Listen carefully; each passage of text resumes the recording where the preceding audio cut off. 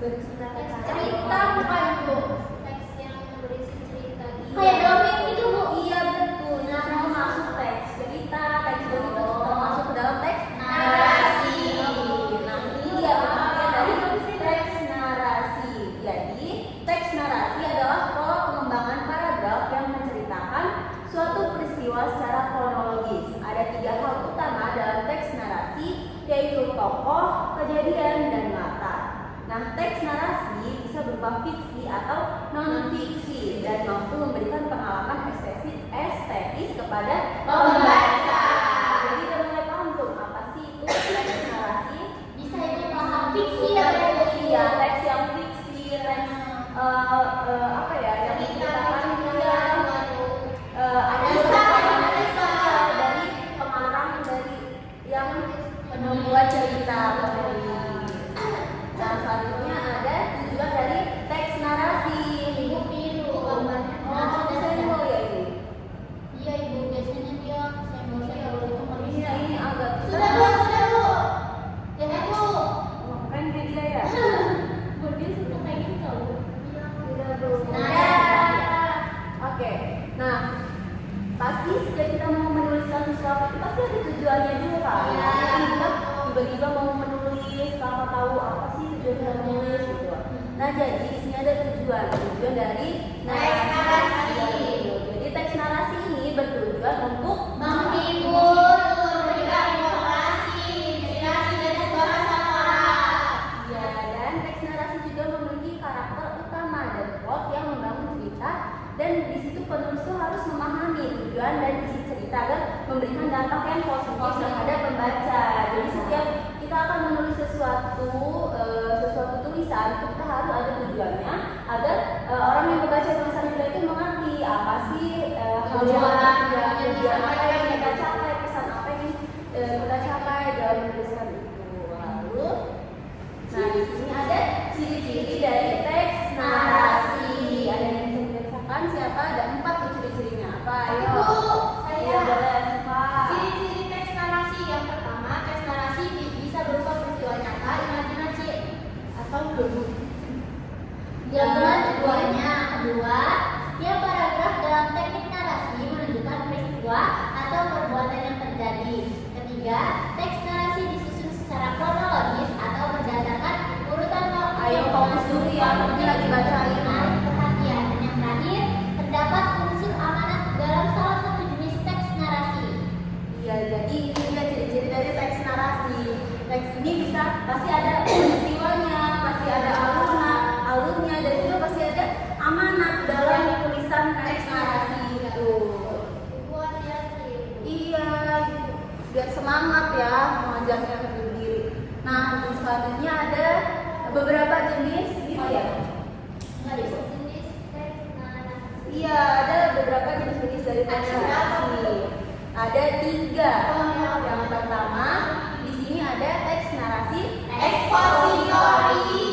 Nah, jenis teks narasi ini adalah jenis teks yang berisi tentang fakta objektif tentang tokoh dan peristiwa yang berkaitan dengan diri Teks narasi itu, mulai dari latar hingga kabar terbaru dan juga bersifat ilmiah. Nah, ini termasuk biografi dan peristiwa bersejarah. Jadi kalau ada teks narasi mengenai peristiwa sejarah, kayak soal gitu ya, jadi biografi tentang pahlawan-pahlawan gitu, itu termasuk ke dalam teks narasi ekspositori.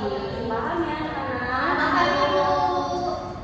Ya, catat boleh, biar nggak lupa jenis-jenisnya nanti ditanyain loh. Oh iya, ini anak-anak ibu harus dipahami ya, karena nanti kita ada tugas berkelompok yang harus dikerjakan. Jadi harus paham ya semuanya. Baik, Ibu. Nah, kita lanjut ke jenis yang kedua, yaitu ada teks narasi sugestif. Yaitu jenis teks narasi yang memberikan informasi mendetail secara runtun seperti biografi dan peristiwa bersejarah. Nah, narasi ini berisi fakta objektif tentang tokoh dan peristiwa yang berkaitan dengannya, mulai dari lahir hingga kabar terbaru yang bersifat ilmiah. Dan yang selanjutnya ada juga teks narasi artistik. Nah, jadi teks narasi ini bisa fiksi atau non fiksi. Ya, umumnya itu bersifat imajinatif dan menggunakan bahasa kiasan atau lambang figuratif. Nah, tahu nggak, udah mulai terbayang dulu apa sih yang bisa termasuk ke dalam teks narasi artistik ini? Kalau yang biografi tadi kalau yang pertama tadi ya, expository itu kan tentang biografi. Nah, kalau ini anak-anak Dongeng dulu. Iya. Iya. Iya. Nah, itu jadi itu semua termasuk ke dalam jenis teks narasi yang artistik. Kayak si kancil gitu ya, Bu? Iya. Nah, di sini teks ini untuk memberikan hiburan dan amanat yang tersirat untuk pembaca. Kalau kalian membaca dongeng si kancil, dongeng-dongeng lain-lain itu banyak kan. Itu pasti ada amanat dan pesannya. Iya. Jadi itu termasuk tujuan dari teks Narasi artistik. Nah, di sini juga pasti ada struktur ya. Di setiap teks itu pasti ada strukturnya. Di sini ada 4 struktur dari teks narasi. Yang pertama ada apa, Nisa? Yang pertama ada orientasi. Orientasi untuk menarik gambaran agar menarik pembaca agar membaca seluruh teks narasi. Bagian narasi Bagian awal harus menarik dengan tokoh, penempatan, tempat, cerita, latar waktu, latar suasana, dan unsur lainnya. Ya, jadi di bagian struktur orientasi ini dia kayak menceritakan dulu tuh bagaimana sih tempatnya di mana, tokohnya apa, latar suasananya di mana. Gitu. Jadi kayak dijelaskan dulu awal-awal agar pembacanya itu jelas dulu, dikenalkan terlebih dahulu. Lalu baru masuk ke struktur yang kedua, yaitu struktur komplikasi. Nah, baru setelah dikenalkan siapa tokohnya, mana latarnya, lalu penokohannya, latar cerita dan lain-lainnya, itu baru nanti di bagian komplikasi itu diperkenalkan konflik yang masalah ya, Bu? Iya, diberi masalah agar ceritanya itu kan berkembang nanti menarik. Nah, di sini konflik itu akan dikembangkan menjadi lebih rumit agar lebih menarik dan lebih membuat Menegangkan. pembaca penasaran Penasaran ya, Bu? Iya, betul. Yang menjadi lebih rumit sampai klimaks, kemudian anti klimaks yang perlahan-lahan menghilang dan menjadi resolusi. Ya, berlanjut ke struktur yang kedua, resolusi. Nah, jadi di bagian resolusi di sini setelah tadi diberikan konflik, nah di bagian resolusi ini dibagikan diberikan solusi. Iya, diberikan solusi, diberikan penyelesaian dari konflik yang ada di komplikasi tadi dan menandakan di situ tuh akan berakhir ceritanya. Jadi setelah diperkenalkan melalui orientasi, lalu diberi konflik pada komplikasi dan di resolusi itu diberikan solusi untuk penyelesaiannya. Nah, di situ tuh kan berarti cerita dari yang kita tulis itu kalau yang kita baca itu akan berakhir gitu. Baru nanti beralih ke struktur koda. Nah, di struktur koda ini adalah akhir cerita yang berupa bahagia, sedih atau menggantung.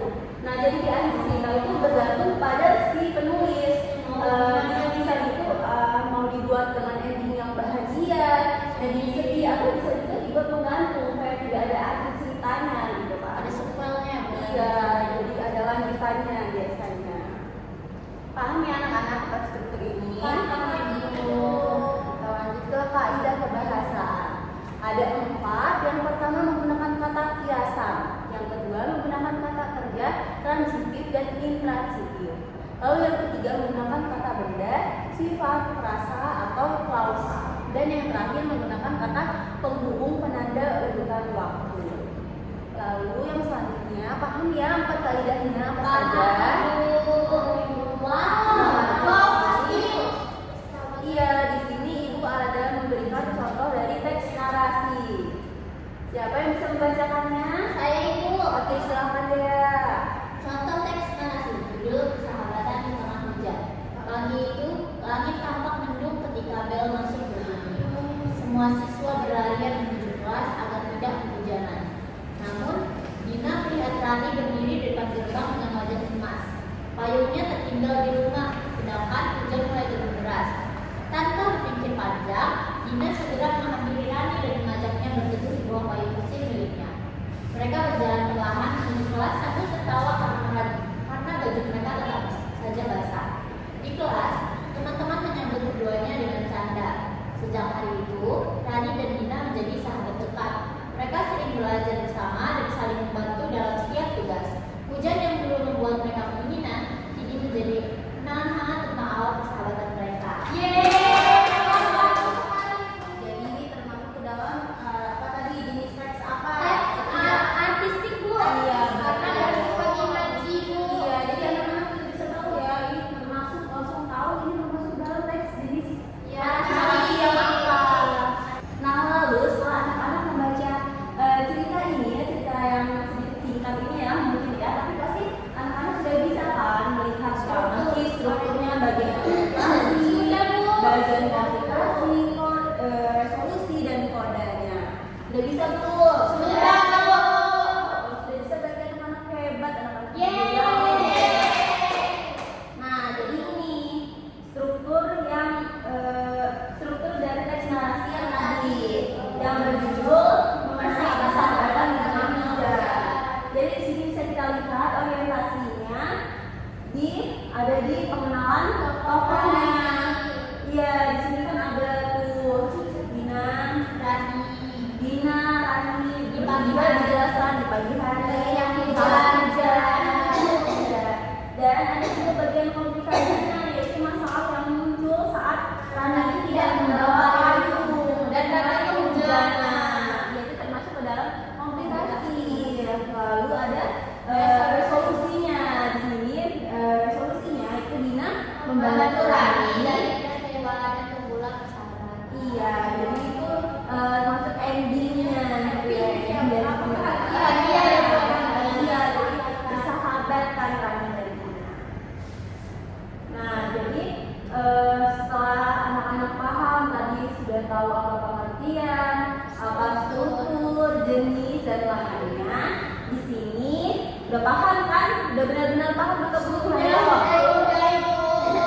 Baik, jika sudah paham, Ibu mau minta anak-anak untuk diskusi kelompok. Ibu mau minta untuk bagi, ini ada berapa jumlah muridnya? 30 Ibu.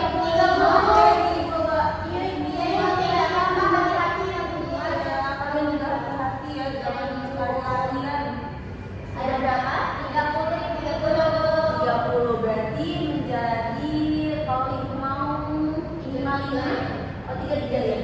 Jadi mau ibu bagi sendiri atau kalian pilih sendiri ya? Iya. Oke, silahkan kalian pilih sendiri dari ya Pak, kalian menemukan kelompoknya silahkan dipilih ya.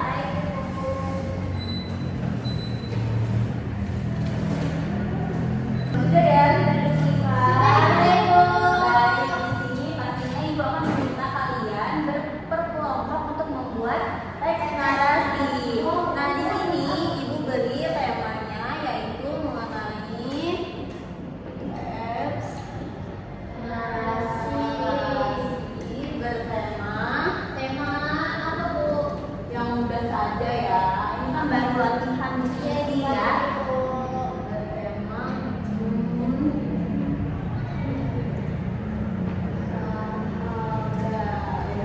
nah, pastikan sudah terbayang ya. Perhatikan ibu dulu ya.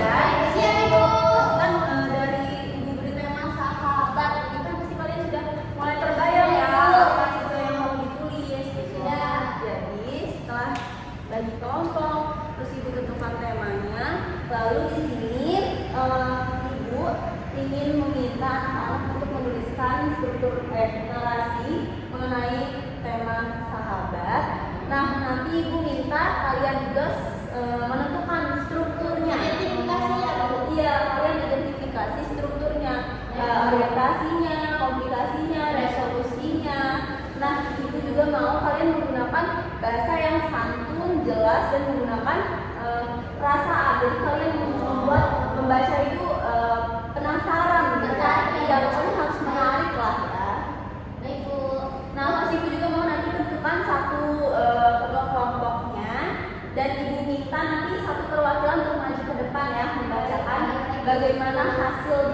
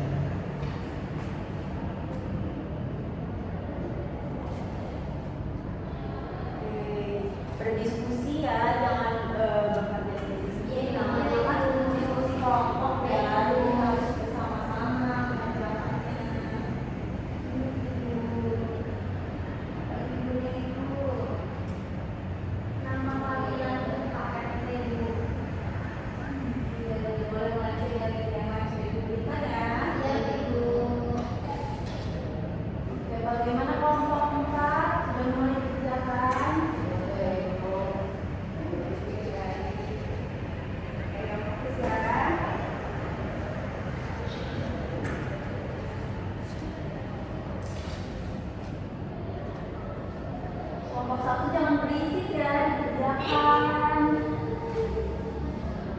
Dikerjakan bersama-sama, berdiskusi dengan kelompoknya. Jangan ada yang kerja sendiri, harus bersama-sama berdiskusi. Namanya itu kerja kelompok ya. Iya Ibu. Jangan ada yang nanti ada yang kerja, ada yang hanya jadi kelompok. Iya Ibu. Tidak bisa Bu. Tidak bisa. Bisa. Jadi kalau siapa yang menulis di alisan masuk Iya Ibu. Ya, membacakan. Iya Ibu. Terus, Fauzan. Fauzan menentukan menentukan judulnya ya.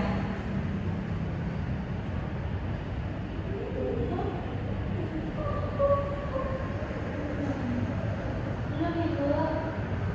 Ibu sambil duduk nggak apa-apa ya. Ibu agak sedikit minut.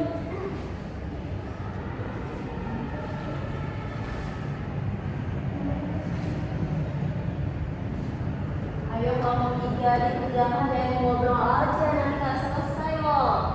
Nanti ibu suruh kalian duluan kelompok 3, ayo.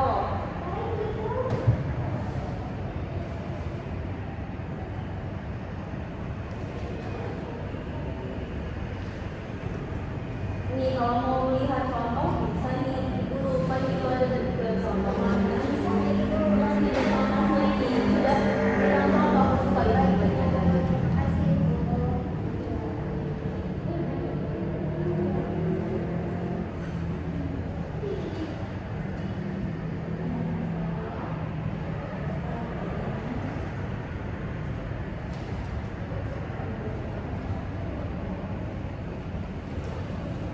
Kalau ada yang ditanyakan tanyakan saja ya. Baik Ibu. Kalau ada yang mau teman juga itu termasuk ke jenis teks narasi yang mana.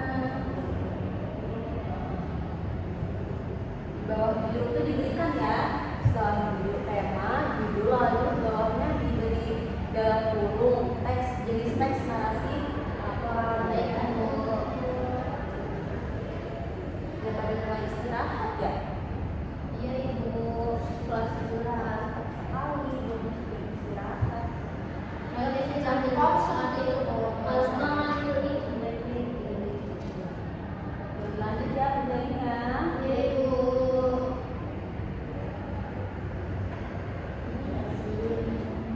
Iya.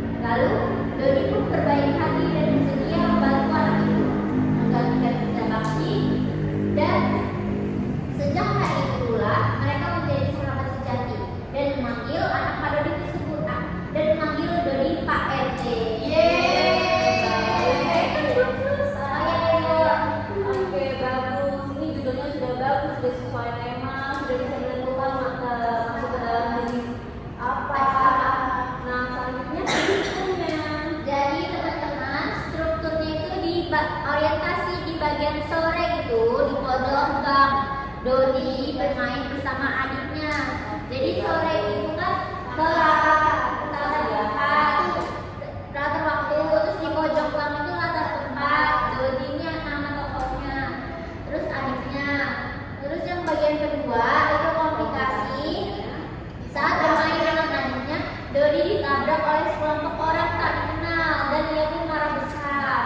Jadi di komplikasi pada bagian ditabrak dan marah besar. Lalu resolusinya, ini Dodi berbaik hati dan bersedia membantu anak itu untuk membersihkan untuk bekerja bakti.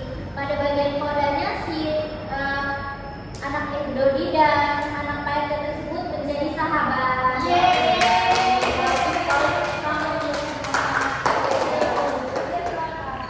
Terima kasih kelompok 2. Kelompok-kelompok lainnya kita lanjut, Ibu memberi komentar untuk kelompok 2 dulu ya. Baik, Ibu. Kelompok 2 ini hebat sekali, sudah bisa memberikan apa yang sudah Ibu minta tadi ya. Siapa yang mencetuskan idenya tadi pertama? Asyifa ya, Bu. Soal kita. Untuk merangkai ceritanya bersama-sama. Menentukan strukturnya juga berdiskusi bersama-sama. Bagus, berarti kelompok 2 sudah bisa berdiskusi dengan baik sehingga dapat menghasilkan teks narasi yang luar biasa. Bagaimana kelompok-kelompok lain sudah bisa juga ya? Oke.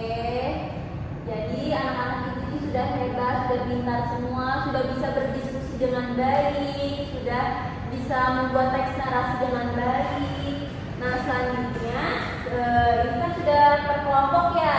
Jadi bagaimana kalau dicatat satu ya itu sebenarnya harus susah. Iya. Ya. Pasti kalian sudah ini ya, sudah apa semua jadi benar. Terima kasih ya, Ibu.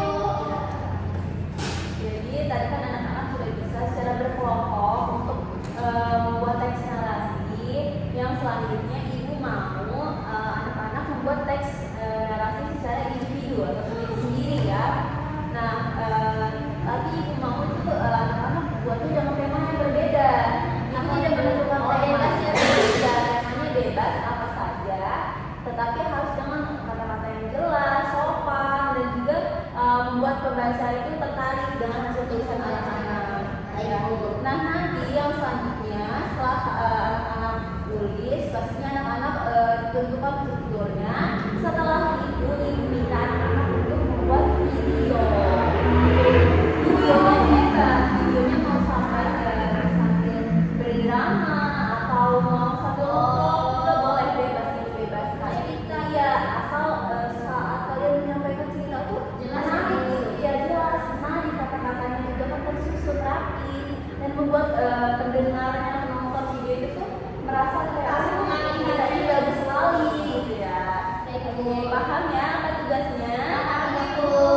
Temanya tidak ditentukan, Bebas ya, Bu. bebas, terserah kalian saja, asal menggunakan kata-kata yang baik, yang bagus, yang indah ya. Baik, Bu. Nah sudah paham? Ada yang ingin ditanyakan semuanya? Cukup, Ibu. Sudah paham ya mengenai apa yang kita pelajari hari ini? Sudah, Bu. Ibu bertanya. Ya. Berarti ini di-up di YouTube ya, Bu? Atau bagaimana? Iya, up di YouTube boleh, nanti abis itu Bikin list ya, Bu? iya, nanti dibuat list nama, tulis nama, di bawahnya ada link. Abis itu nanti seperti itu nama, Dea, langsung linknya, dan di seterusnya juga seperti itu ya. Baik. Dan kalau bisa Ibu minta menurut absensi ya, biar tidak acak-acakan. Lalu nanti dikumpulkan ke WA ya. Baik, Ibu. Baik, sudah, dan ditanyakan lagi. Cukup, Ibu. Oke, sebelum menutup pembelajaran, Ibu mau minta satu perwakilan untuk menyimpulkan apa yang kita pelajari hari ini. Ada yang berani? Tidak usah panjang-panjang, kesimpulannya saja. Saya, Ibu.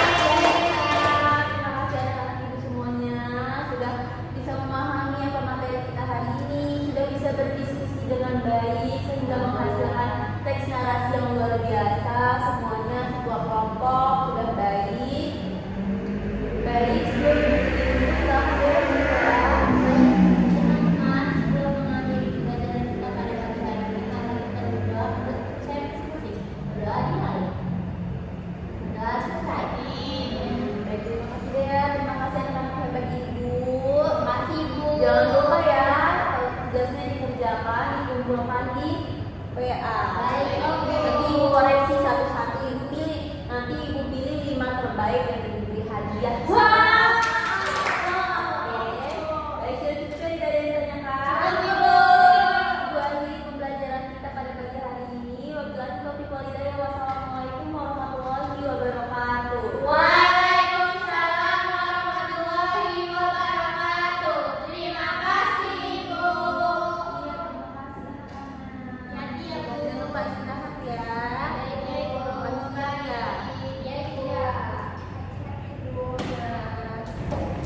Assalamualaikum warahmatullahi wabarakatuh. Perkenalkan, nama saya Dea Rahmadani Fitri dengan NPM 231304131 sebagai observer lisan dari nama calon guru Vidya Dinda Zahrani dengan NPM 231304109 tanggal Kamis 30 Oktober 2025, waktu atau pukul 08.00, topik teks narasi semester 2 atau genap, pengajaran pendidikan bahasa Indonesia, keterangan bahasa Indonesia. Lalu komponen keterampilan yang pertama, memusatkan perhatian.